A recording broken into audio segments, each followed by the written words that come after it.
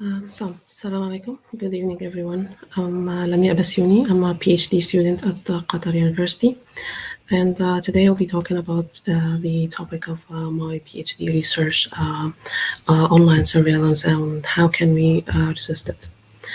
When I think about saying that describe our modern world, I cannot think of anything better than the saying of George Orwell in his famous book 1984, when he talked about the lead character and said that for the first time he perceived that if you want to keep a secret, you must also hide it from yourself. We all noticed that in this world we are being tracked by lots of things, cameras everywhere. Our mobile actually, once you just whisper something beside it, it keep popping you ads and everything. So we are aware that we are being tracked in every movement, but we don't actually act on it properly. So today I'll be talking about one type of surveillance, which is the online surveillance or tracking on the internet, and how can we think of our private data on the internet and try to protect it. In the recent years, there has been significant advances in the technologies used for online tracking and surveillance, which increase the risk against a user's privacy on the internet. The user's data is being gathered for different purposes by multiple entities, and while you think this might actually be only in the developed countries or underdeveloped countries, surveys in the US showed that 80% of the internet users feel that they don't have control over their data, and that it's being gathered by companies and by the government for in a way that's its risks outweighs the benefits. They have concerns about their data used by companies more than the ones used by government, but still they don't even understand about how this data is being gathered and in the way it's being used. And while you think, okay, I can clean up my browser history and I can prevent some of the websites from tracking me by enabling, for example, the don't track option on some of the browsers. It's there in most browsers actually. Yes, by these actions you can stop certain sites from tracking you, but there is a certain entity that can actually know every single move you, every single activity you do in the internet, which is your internet service provider. Internet service providers gather your name, your email, your IP, and it starts collecting your internet behavior and activities in order to use it for well, business. Actually, it's sold to marketing agencies, so they can use it in order to strategize their marketing campaigns and advertising based on your preferences. And while you think this can only happen also in countries that are not actually enforcing law, and this should be like illegal activity, and it should not be, ISP should not be allowed to do this. Still, in United States, around 2017, it was officially and legally allowed the ISPs to use the data and sell it to marketing agencies or for other companies that were requested. And when it comes to your freedom on the internet, your ability to access certain websites and the ability to use the internet without being afraid that you will be tracked. The Freedom House organization study in 2021 showed that out of the 80% of the internet user population that they assessed, there's 39% totally not free, and the internet is being completely censored. And there's only 28% that are partially free, with 21% only free of the population. On the internet users are free to use the internet and access it without being censored by the government. Still, in certain countries where, yes, there is not so much censorship on the internet, certain websites, such as, for example, the torrent file download sites, it's totally blocked in US, in Canada, in the UK, and so on. Well, this is the map showing the previous statistics. You can see that this is the majority of the countries where the government controls the internet access and actually controls even the internet service provider and force them to hand their data to them. And another interesting thing is like data tech, huge tech companies such as Facebook and Google, they actually receive requests from the government to hand their users' data to the government, and we can see that it's being even in Europe in multiple. These are the number of cases. In the US is the largest number of cases where the government asked Google to hand the user data based on the political or any other opinion they are posting on the internet. And you might actually see that out of 3.8 billion people accessing the internet around the world, 75% live in countries where people are being actually tracked and imprisoned.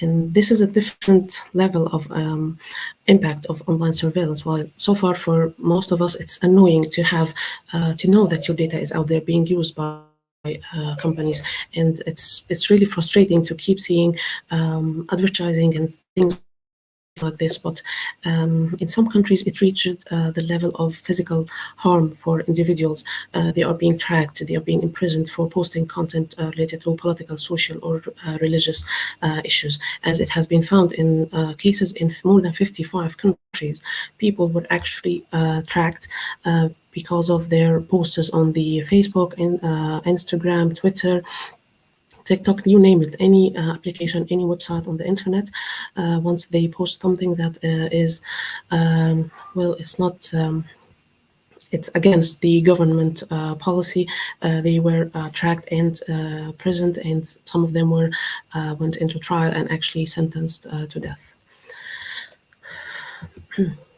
So, due to its importance, the United Nations mentioned that the internet is now a key medium through which users should be able to practice their freedom of speech, and that the Human Rights Declaration, Article number 12, they said that no one shall be subject to arbitrary interference with his privacy,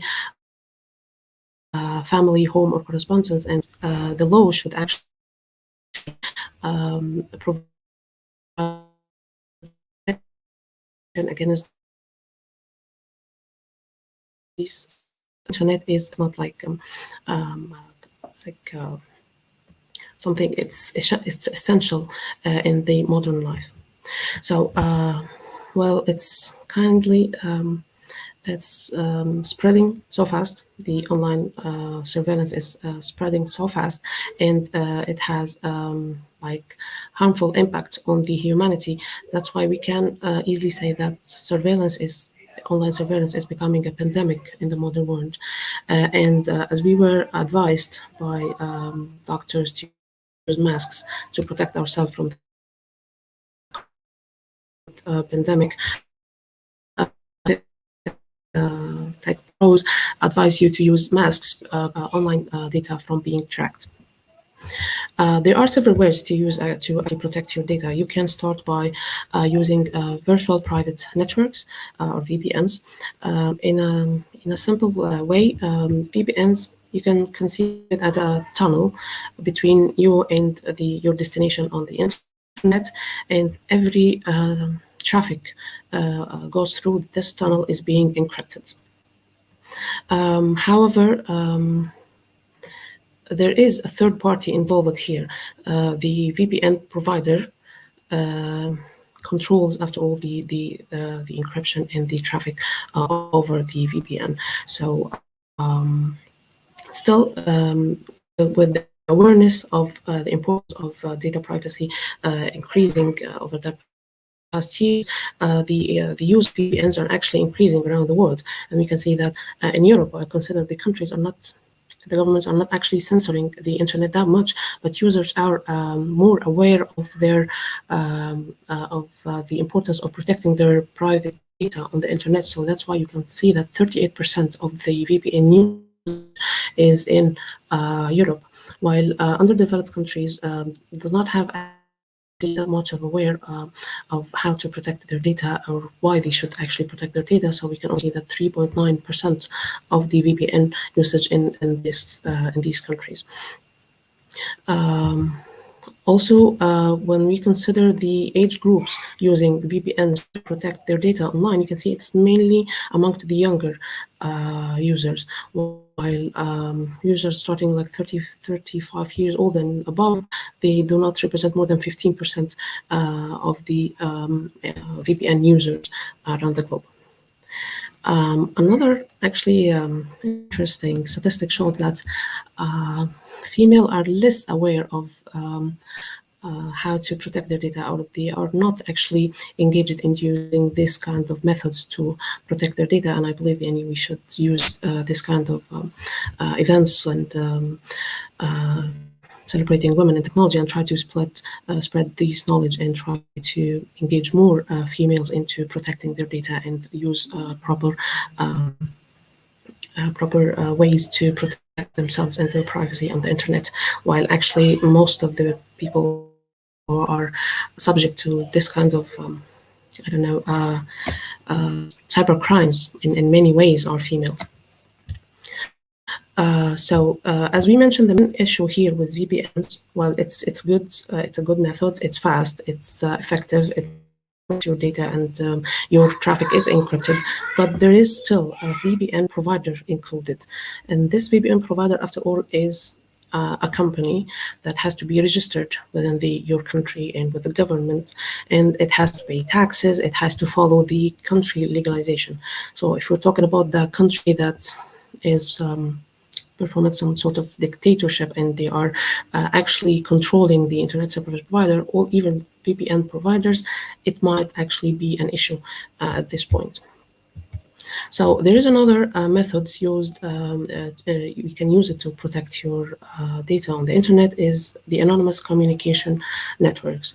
Anonymous communication networks mainly were developed to hide the link between the source of the traffic and the destination of the traffic, where if there is someone who's trying to track the users who are accessing a certain website, they should not be able to actually follow the traffic to its originating user.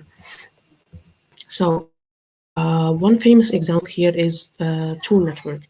Tor, or it stands for the Onion router, and it's a very widely adapted anonymous communication network used for interactive applications such as web browsing and instant messaging and so on. It's also used for file downloading. It has Tor network hides actually the link between the client and the destination by distributing the traffic over multiple hops along the way. So you can see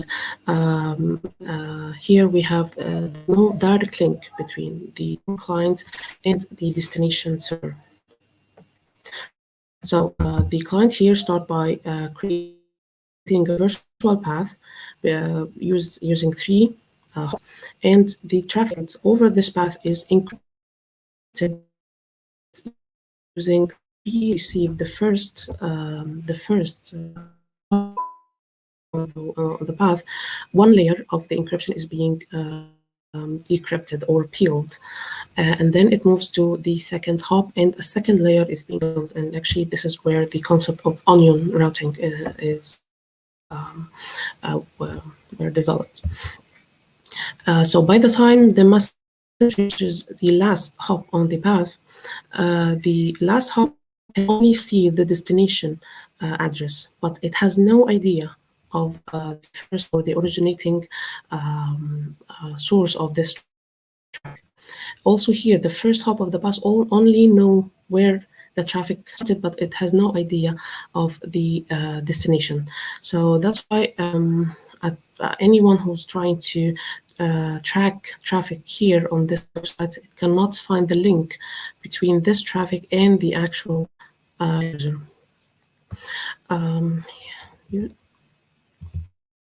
Here, onion router or anonymous communication networks in general has this concept of anonymity loves company.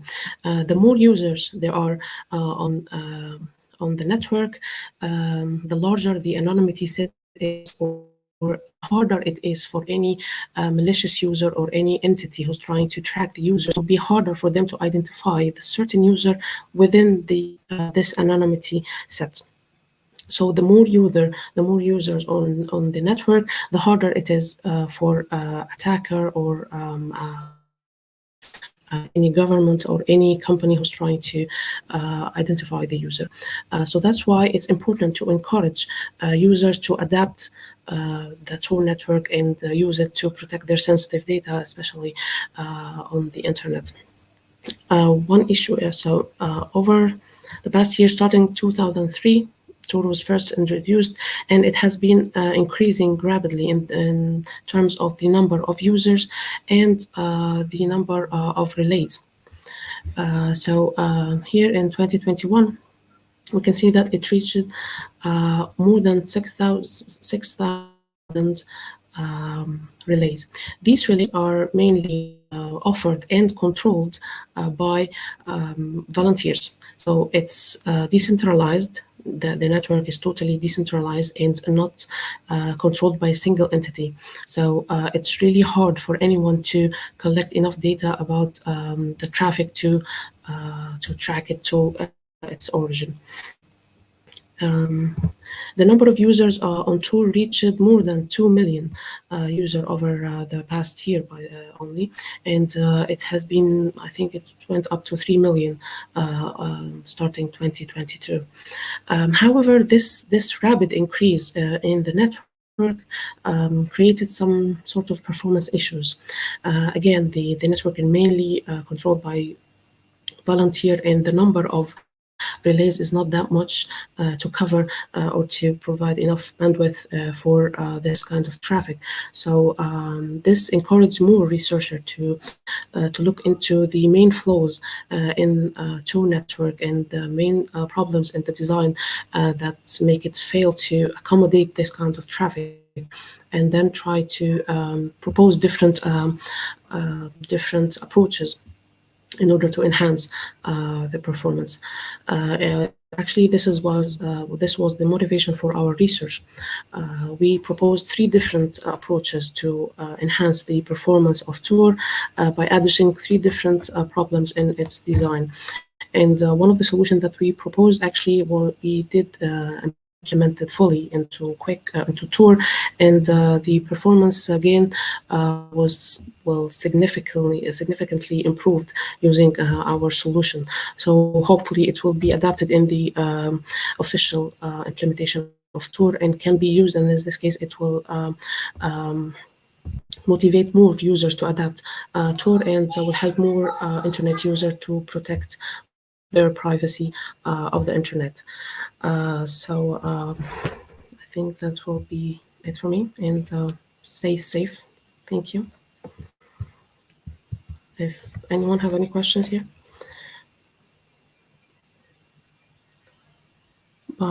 Okay, someone, how can you ensure that data tracking is not done by VPN companies as well? Yes, actually, this is what I was talking about. It's always going to be an issue. You cannot ensure that the VPN companies are not using your data.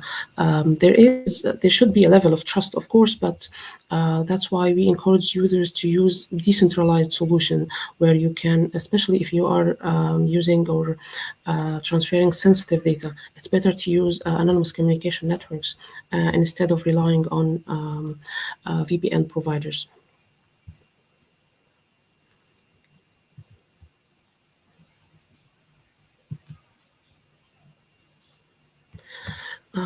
Okay, thank you, and stay safe.